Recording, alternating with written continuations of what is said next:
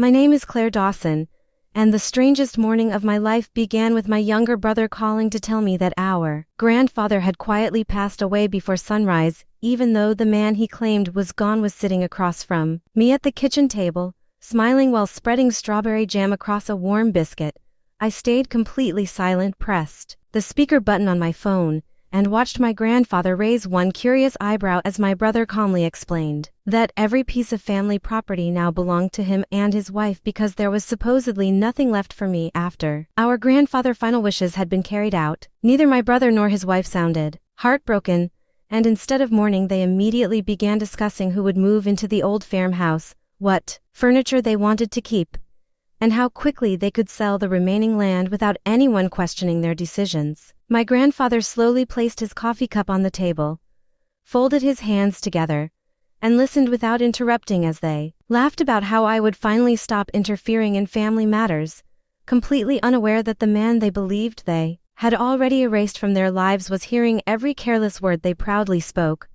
Almost a year earlier everything had seemed perfectly normal after my grandfather slipped while repairing the roof of his barn and injured his shoulder badly, enough that doctors ordered several months of rest,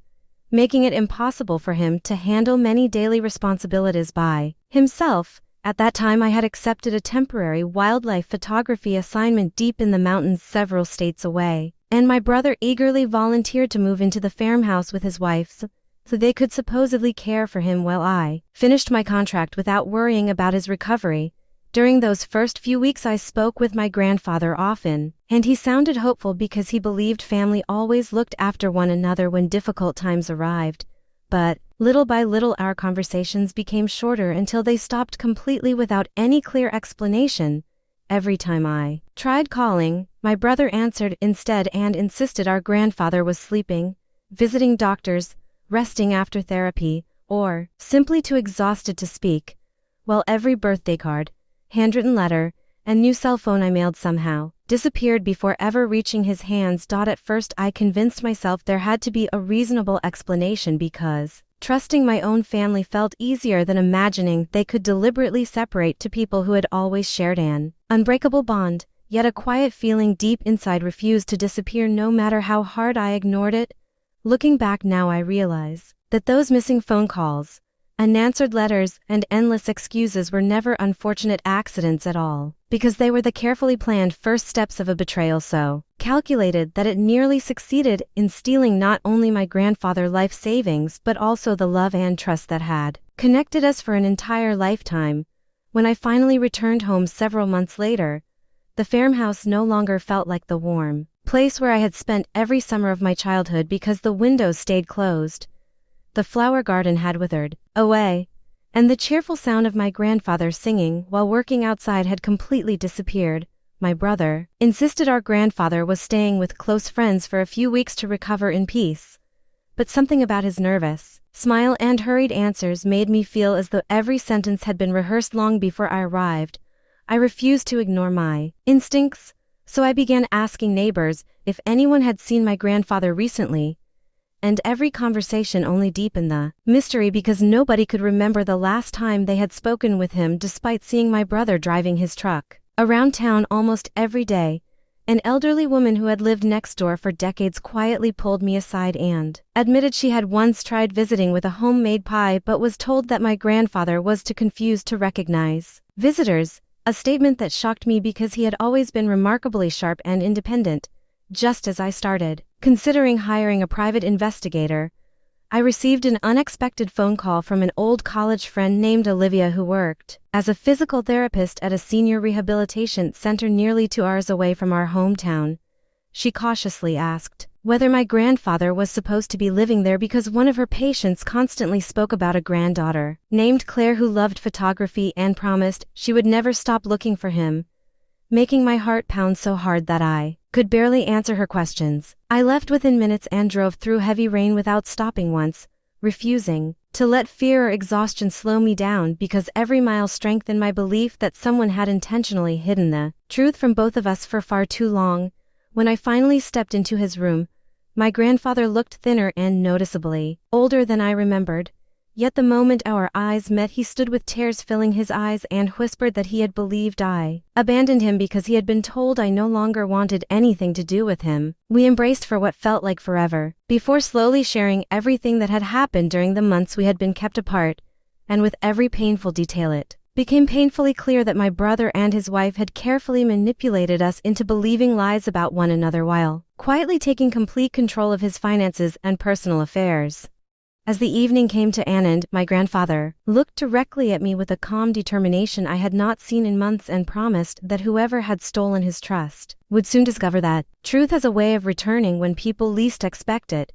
The following morning we met with the director of the rehabilitation center, who carefully reviewed every document connected to my grandfather's admission and quietly admitted that nothing in his medical records suggested he had ever lost the ability to make his own decisions. Before we walked out of the office, my grandfather signed his own discharge papers, thanked every staff member who had treated him with kindness, and left that building beside me with his head held higher than it had been in months because he finally understood that someone still believed in him. Our first stop was a trusted local bank where my grandfather had managed his savings for more than 40 years, and the manager immediately recognized him because they had built a friendship that stretched back through countless conversations about family, farming, and retirement. As one statement after another appeared on the screen, the color slowly disappeared from my grandfather's face because thousands of dollars had quietly vanished through transfers, unusual withdrawals, and payments connected to businesses and properties that neither of us had ever authorized. The deeper we looked,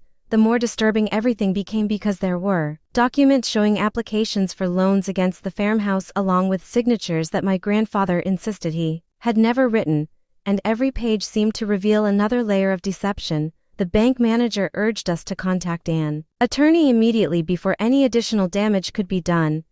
explaining that the evidence suggested someone had spent months carefully creating the appearance that every financial decision had been approved by my grandfather himself. By that afternoon, we were sitting inside the office of an experienced attorney named Daniel Harper, who patiently reviewed every record before quietly explaining that several signatures looked suspicious enough to require a professional forensic examination. Within days, investigators confirmed that important legal papers had almost certainly been forged, while medical records proved my grandfather had been receiving medication during one appointment when a key authorization supposedly carried his signature, making it impossible for him to have knowingly completed those documents. After organizing every piece of evidence into a detailed timeline, Mr. Harper surprised us by suggesting that exposing the fraud at exactly the right moment would leave no room for excuses or fabricated stories once the truth became public. My grandfather sat silently for several minutes before a slow smile crossed his face,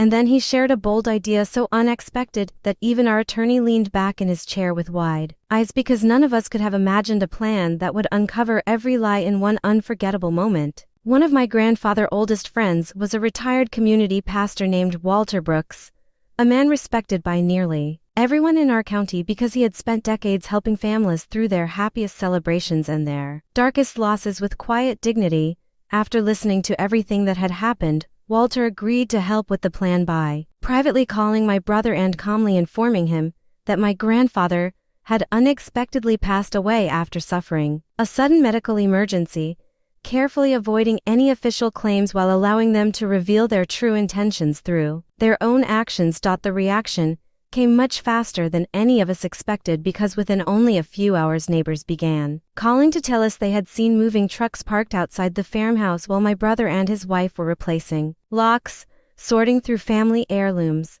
and carrying expensive furniture into storage without waiting for any legal process. Even more disturbing was the fact that neither of them tried to confirm what had happened, ask about funeral arrangements, or request one final chance to say goodbye because their only concern seemed to be securing everything they believed was now theirs. Our attorney quietly documented every suspicious step they took while investigators continued gathering financial records, property documents, and witness statements that connected each fraudulent transaction to the same small circle of people responsible for exploiting my grandfather's trust.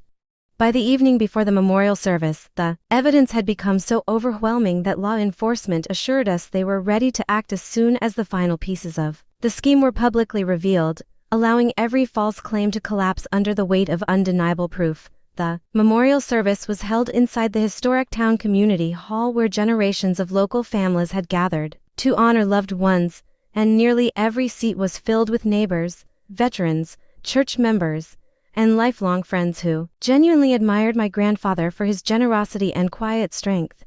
I sat near the front beside our attorney while pretending to grieve like everyone else, although inside I was counting every passing minute because I knew the most unforgettable moment of the day had not yet arrived.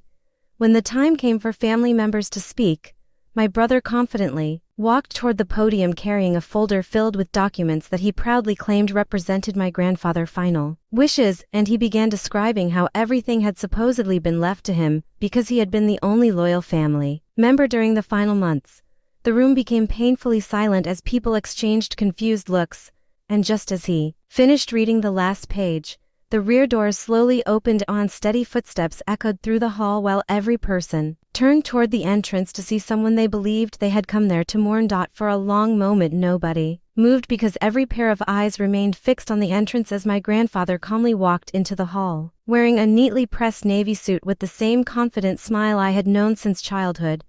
making the entire room fall into complete silence. My brother dropped the papers he had been holding. His wife stumbled backward in disbelief, and several guests gasped so loudly that the sound echoed through the building while my grandfather slowly made his way toward the stage without saying a single word. After reaching the podium, my grandfather looked around at the crowd with remarkable composure before thanking everyone who had come to honor a man they believed had already left this world. Then he gently explained that the greatest tragedy was never the false news of his death, but the greed that had convinced some people they could erase him before he was actually gone. He stepped aside as our attorney carefully presented certified financial records, verified medical reports, handwriting analysis, and property documents that revealed a carefully organized pattern of forged signatures, unauthorized transfers, fraudulent loans, and deliberate deception that had continued for many months. The audience listened in stunned silence while investigators explained how every important document had been connected through the same chain of evidence,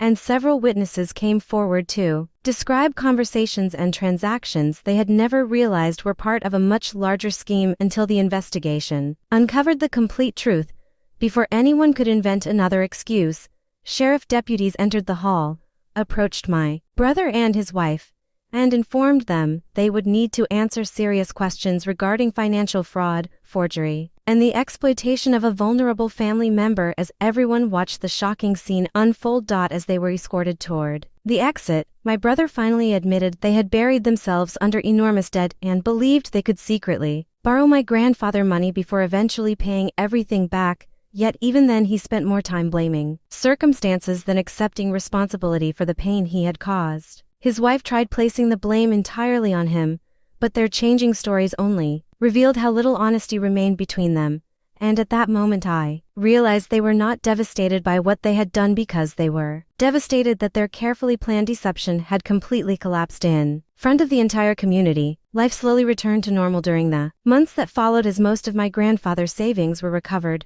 Every fraudulent loan was cancelled,